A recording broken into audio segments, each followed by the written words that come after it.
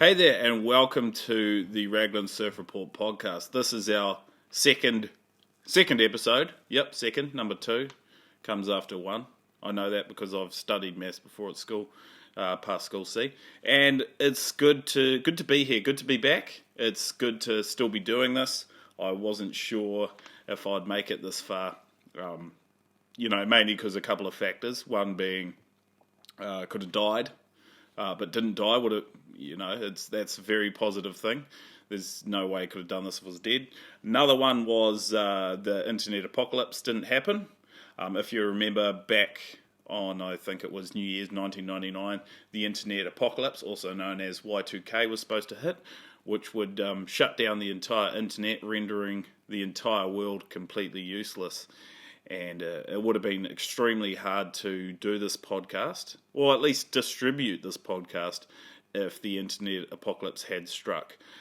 Then I would have had to revert back to the old school method of podcasting, which was to get a boombox and then say all your stuff, talk your shit into a boombox and record it on a tape. If you might remember, you might not, you might be too young, but there are these things called tapes, and you'd record audio on them. So I would have had to be, recorded my audio on that. And the thing is, I would have had to keep dubbing it, just making copies. And with every copy, the audio would just get worse and worse. So eventually your last copy would be a little bit like this when the tape stretches so it slows down. So that's what it would sound like at the last dubbing, because the tape stretches out. It's not like the MP3 files that you have these days, but the tape would stretch out and it would slow it down. And that wasn't an effect that you just heard. That was actually me. That was my real voice doing that. And stamps. I would have had to just distribute it by putting it in envelopes and sending it to the thousands and thousands and thousands and thousands of people that would want to listen to this podcast. So, glad those two things didn't happen. No Y2K, still alive. But to surfing anyway, because I guess that's what this podcast is really about. I've just recently come in from a surf out here in Raglan, and the waves were pretty good, I guess, by Raglan standards, which are pretty high standards, because generally the waves are quite good here. It was, however, quite cold. It is... Where are we now? I think it's July. Pretty sure it's July, which is midwinter. So it was cold. It was really cold. In terms of New Zealander cold, which is different than other people's cold, because cold is a subjective thing. But as New Zealanders, we tend to bitch about the temperature quite a lot. In winter, it's always too cold, and then in summer, it's always too hot. So I don't know what that would be. I'd say today it was probably 15 degrees in the water, something like that, which to a New Zealander is cold. But then if you were a Norway person, a Norwegian, or you were from Alaska or somewhere really cold, you'd probably come here and you'd be surfing in shorts because it would seem subtropical. But to me, today, it felt fucking cold. And I think that's why I struggled out there today.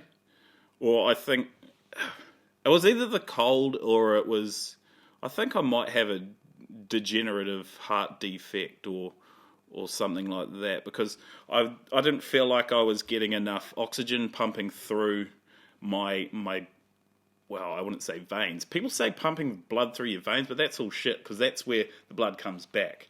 Pumps through my arteries. I didn't feel like I had enough oxygen pumping through my arteries.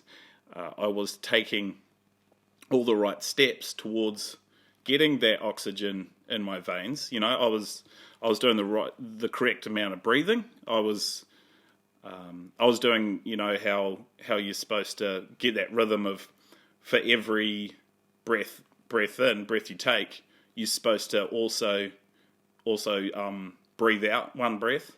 So I was doing that, but it didn't seem to be working that well, or maybe I'm just unathletic.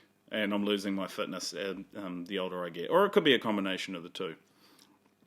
It was either that or it had something to do with the temperature, because it was fucking cold. And so I had to wear all my gear.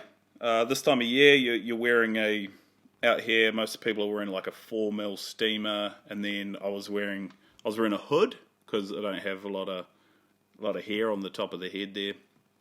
And I was wearing, pretty sure I was wearing booties. I was. Sorry, I was wearing booties, and I'll tell you how I know that was.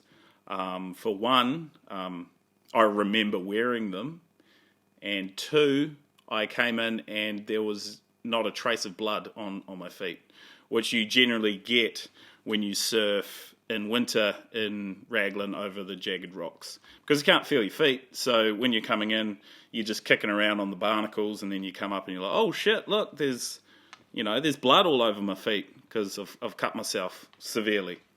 So I didn't have any of that happening, which was great. Also with the hood, I had to wear that because I don't have a lot of hair on the top. And you may think, oh yeah, whatever, it can't be that cold if you don't have hair on your top of your head. And if you think that, you're fucking wrong, because it's real cold. It's freezing. But then I know that because I don't have the hair on the top of my head, okay, this is a weird theory, you may or may not have heard it before, but scientists say that bald people, or people with not a lot of hair on the top of their heads, are actually more advanced than people who do have hair on their heads. And that's because as humans, we have evolved into, I wouldn't say pussies, but we've kind of de-evolved to make ourselves more reliant on things like clothing and fire and shelter and things like that. Because when we were cavemen, like back in the day, a long time ago, we were covered in fur, we were very fat, and we did that because we didn't have jackets, we didn't have beanies, we didn't have Crocs, we didn't have fire. We did have fire. We didn't have houses. We didn't have insulation in our houses, stuff like that. So now what's happened is that we have de-evolved, whatever, you know what I'm talking about. We've got to the point where now we are so dependent upon clothing and fires and Crocs and insulation in our houses and things like that. But scientists say that in the future, whenever that is, I don't know, like 15, 20 years, 1,000 years, whatever, humans will be completely bald. Like no hair anywhere, not even pubis hair or beard hair. Will just be completely bald. So if you're thinking about getting into hairdressing as a career path, don't do that, because there will be no hair to cut in the future. Although if you are looking at getting into scalp detailing, do that. Scalp detailing is basically like hairdressing, but you're taking a bald head and you're bedazzling it, like sticking temporary jewels and putting some colour on and stuff like that. I don't know if that's a thing, I just came up with that now. But it definitely could be a career pathway. So there we go. I'm more advanced than a lot of people who have hair. Another thing that I used to keep warm today was, it's something that I think most surfers do. If they don't, I think it's something that they should do, and that's piss themselves. And when I say piss themselves, I mean pissing in a wetsuit, urinating in a wetsuit. And so when I went out there today, I'd preloaded like most people do before they go for a surf in winter. So I'd preloaded with a whole bunch of water, with coffee, which is a diuretic, which gets your system moving, which pushes the urine out of your body, and also a couple of delicious beers. Sorry, just having a sip there. And so I'd preloaded, so I was full of urine. Unfortunately, I preloaded too much, and I pissed myself in the car park, which is a very common thing. And it made me think about when is it appropriate, and where is it appropriate to piss in your wetsuit? Because I think there's a very fine line, that I tiptoe along every day that I go surfing, and that's the line of where do you go from being a surfer, pissing in your wetsuit to keep warm, to just a dude urinating on yourself in public. And it is a fine line, because I was standing in the car park and I had my wetsuit on and I was yarning to some friends, and I just had a piss there, and I did it very discreetly. I did it down the left side of my wetsuit, down my left leg, and no one even noticed. Just a little puddle there. I shouldn't really be saying this stuff. But yeah, it made me think, when it's a discussion we should have. So if anyone wants to start up, bring some valid points to that discussion, just let me know, because I think it's a very valid one. Anyway, I went for a surf, and I was fortunate enough to have a reserve of urine, and that really made my surf. Well, it didn't make my surf. I still had a pretty subpar surf, but I was a little bit warmer than I thought I would be. Sorry, I'm just going to have another. Oh, God, that's good. I'm just enjoying a delicious VB here. It's actually fucking pissed me off. I've had quite a few people hit me up on social media or just in public, and they've really criticised my choice in beer, because I've been quite a fan of VB for a while now, because it's just a standard, easy to drink, delicious icy cold beer. And heaps of people are just like, oh, that's such a yuck beer.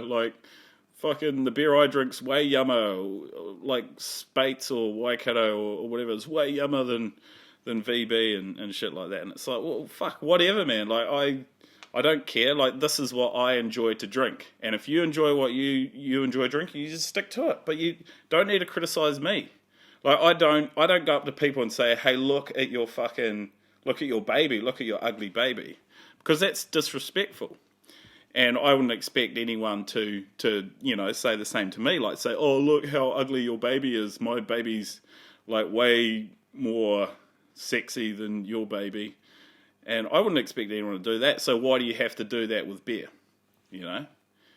And I probably shouldn't compare beers to babies and babies to beer, or vice versa. But that's another thing. I don't have any babies, so it doesn't really apply to me. I can use that analogy if I want. But yeah, this is a good beer, and I'm pretty happy about it. But yeah, back to the winter. Sorry, I just can't help myself. There's one thing that a lot of people do in New Zealand to counteract the winter chill, and that's to get the fuck out of here for winter. And a lot of people do that, and there are so many awesome destinations that are nearby that you can travel to. And where have we got? We got Samoa, Tonga, Rarotonga, Fiji, some parts of Australia. Obviously, the good parts of Australia, it's seldom, but there are some, the warm bits. Indonesia, Tahiti, just anywhere warm. So a lot of people do that, and I don't do that. Because, pardon me. And it's got nothing to do with being broke. It's because of the fear of death. In New Zealand, in Raglan specifically, there's not a lot of murders. I can't... Oh, pardon me, that was gross. I can't even remember the last time there was a murder in Raglan. Off the top of my head, I'm not even sure if there has been a murder in Raglan, which is great. That's a great ratio for murders. But then, so if I was to go elsewhere, if I was to leave Raglan and go somewhere on a surf holiday, I guarantee you there's going to be a hell of a lot more murders there. For instance, Bali. There's definitely a lot more murders in Bali than there is in Raglan. And that fucking terrifies me. I'm terrified of murder. I don't want to die. I know I will die, and that's inevitable, but I just don't want to be murdered. I don't want someone to say, hey, look, I'm making this decision for you now. I know you don't want to die, but I want to kill you. And I don't want that to happen. So that's why I've decided to stay put. And it's got nothing to do with lack of money at all. Because I think I've had some real sketchy situations in Bali before. And it is a beautiful place. It's one of the most amazing islands you could go to. Great food, great weather, great waves. But I have almost been murdered there once before. This is going back quite a long time. I think I was 15 years old. It was my first time in Bali, and I was there on a trip for the World Grom titles. And we were sitting there in a restaurant having dinner, and some guy comes up, and he's got a whole bunch of watches. And I kind of just glanced at his watches. I didn't even look. It wasn't even a full-fledged. I didn't even rotate my neck at all to see what watches he had. It was just a glance. And somehow this dude knew that I was kind of glancing at his watches, and he picked up on that straight away. So he came over to me, and he was all like, "Oh, okay. Well, what watch you want? You want this one?" I was like, "Oh, nah, not really." And these were actually some pretty cool watches. Like, they were Tag Heuers. There were Tag Heuers, and there were Rolexes. And they were actually pretty slick looking watches. They were gold and silver. They had like all the hands, the seconds, the minutes, the hours hands on them, and they seemed to work. And I didn't really want any, because I just got to Bali, and I thought, no, I'm not going to get one now. I'm gonna wait it out. I'm not gonna rush into this investment of this $3 fake Rolex or Tag Heuer. So I didn't want to buy one. I told this guy. I told him, I said, "Hey, look, I don't really want to buy one. I'm sorry." And he said, "No, you should definitely buy one. You're gonna have to buy one." And he was an intimidating guy too. His name was Rocky Balboa, which I'm pretty sure wasn't his Christian name. He was Muslim, but I'm pretty sure it wasn't his actual legal name. But he was an intimidating dude. He looked like he would shank you up in an alley. So instead of just moving on and finding someone else to sell his wares to, he picked up the knife off my table. And I was only 15. Like, I'm fucking basically a fetus at this point in my life. And he said, "Look, you either like this," and he's pointing to a watch, which was a really nice looking fake Tag Heuer. It was like gold and silver, all the hands and all that sort of jazz. He was like, "You either like this or you like this." And then he got the knife and he ran it across his throat. And like I said, I was 15. I was basically a fetus. I didn't understand what that meant. I thought he was referring to something to do with shaving, because I didn't even know what shaving was. I didn't have the pubis hair on my face or anywhere else at that point in my life. So I didn't really know what he was gesturing to. But then I saw the look, the murderous intent, the murderous look in his eyes. And I thought, this guy doesn't look very, very pleased with me. I should probably buy this watch off him. And so I did. I purchased this watch for $3. And it was a pretty good purchase, actually. So Rocky, if you're listening, thanks for that. Because otherwise I wasn't going to buy it. And it was good. It lasted, a couple of days? A couple of days till it fucked out, which was pretty good for a fake Tag Heuer for $3. But it taught me something that day, was don't buy watches. No, actually, buy watches in Bali. You buy them, but buy them if you want to buy them. Don't be persuaded into them with the threat of death. And it also taught me that my life is worth $3 in Bali. It's only worth $3 in Bali.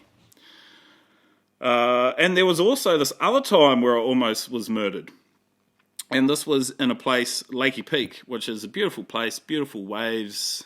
Sun's always out, because it's Indonesian. The sun's always out in Indonesia. Some really good setups there. Lakey Pipe, Lakey Peak, Lakey Lefts, Lakey Rights. Anything named Lakeys, that was basically it. and I was there with my girlfriend, and we were coming back from a delicious lunch of possibly nasi goreng or mee goreng, and we saw a friend on the walk back, and he knew a few of the locals, and there was a little bit of unrest in the village, a little bit of local politics going on, and he said, "Hey guys, look, there's something about to go down, so just keep your wits about you." And so, okay, cool, thanks. We didn't think that much of it, because, we're from, New Zealand, white middle class people. You don't really think about that sort of thing. And so we kept walking down this track, and then up ahead of us was this gathering of locals, and they were all just yelling and screaming. I don't know what they were talking about, because I don't speak Indonesian, and I don't understand Indonesian, so I don't know what the fuck they were saying. But then I saw one of the blokes. He unsheathed he didn't even unsheath it.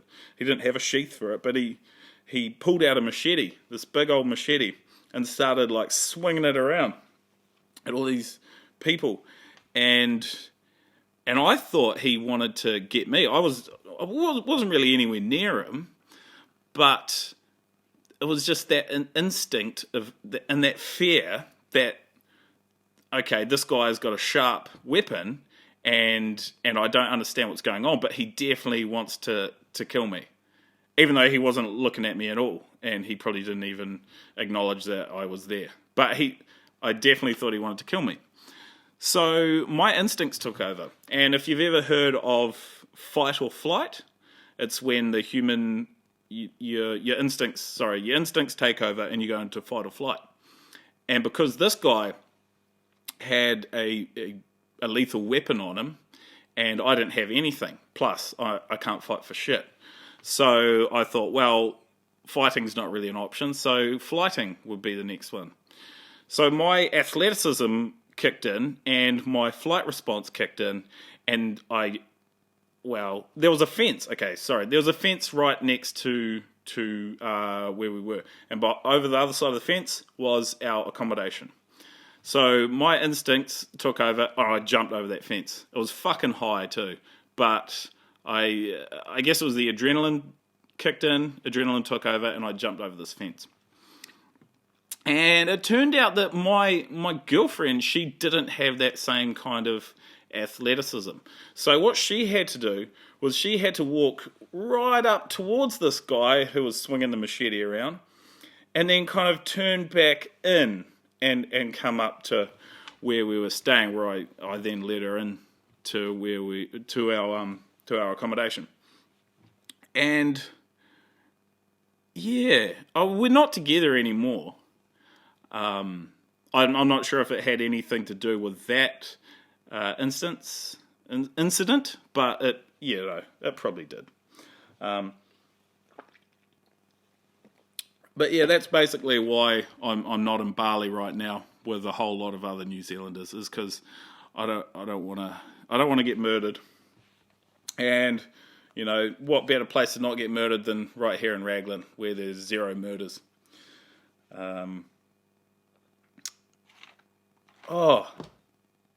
Just random segue.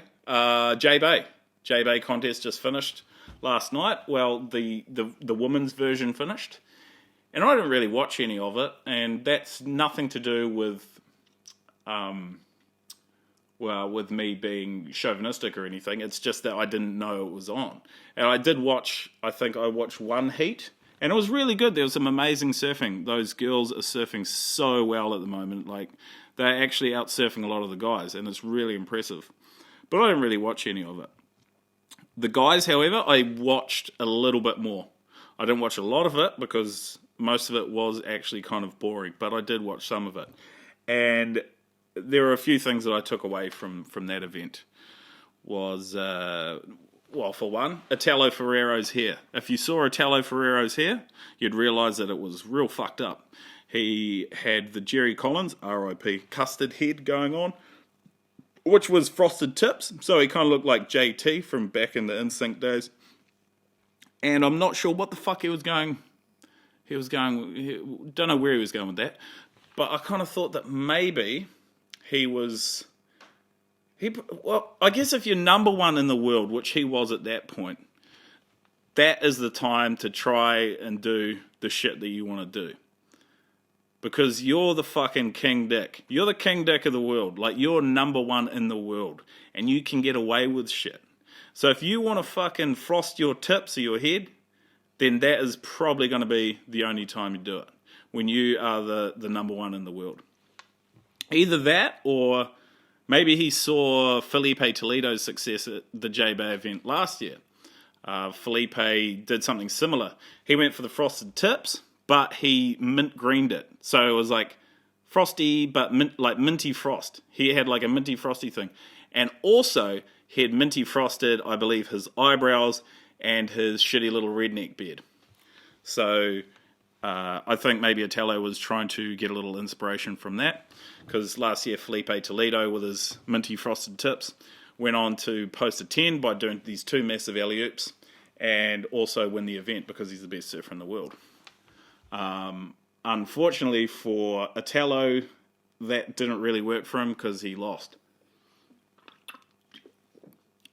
Sorry, just having another swig of this delicious VB. So there was that. There was Otello's fucked up hairdo. There was also the lack of fireworks from Geordie. Actually, no, sorry. I didn't really watch many of his heats. I watched the one heat that he had where he got a 7-point ride for doing 4 floaters on one wave. And floaters aren't really a move. I remember there was a bit of hoopla a couple of years ago when Adriano scored like a 8.5 for doing a backhand floater. And it was a good floater, but then at the same time it was just a floater, which are usually deemed to be a linking move or a transitional move or whatever. They're not really a turn. So I was quite surprised when I saw that Geordie got a 7 for doing 4 floaters in a row. But then I kind of thought that maybe that kind of surfing was more relatable to the judges. So they had seen these floaters and been like, oh shit, I can do that. I know how that move goes. I've done that before. And fuck, he's done one here. He's done more than one. He's done 2, 3. He's done 4 of these things. 4 of these things that I can do on one wave. And they lost their shit and given him a 7 for doing 4 floaters, 4 transitional maneuvers. I think it was either that or they'd gone back to retro judging. And what retro judging is a thing where judges forget that they are actually living in the modern era.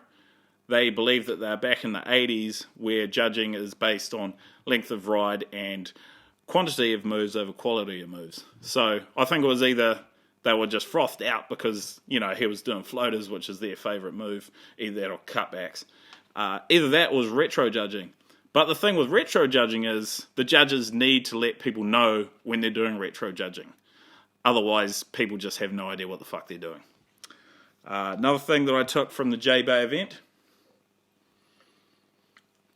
was the return of old mate Kelly Slater, which was good. It was good to see him back in the contest vest for the first time, and I think last year was the last time he contested an event before he snapped his foot in half. And it was good to see him, good to see him surfing, but that's probably where it ends, because the rest of it was kind of unspectacular. He was riding this fucking hideous-looking door surfboard thing. It was like Firewire had made him this door, but like a small door. Not like a regular-sized door that you'd walk through. It was like a little cubbyhole door, and they'd got that, and then they got the files, put it in the machine, done all their laser technology, whipped it out with some special Firewire materials and chucked some fins on it, and that's what he was surfing. Oh shit, sorry, that was a bad burp. And he wasn't really firing on all cylinders, to be honest. He looked a little old, I guess. Well, he is old, so that's kind of understandable. But I don't know, I just wasn't into his boards. He wasn't surfing that good. He did a couple of good turns. I think he probably did a couple of good turns, like good enough for punters to look at him and be like, okay.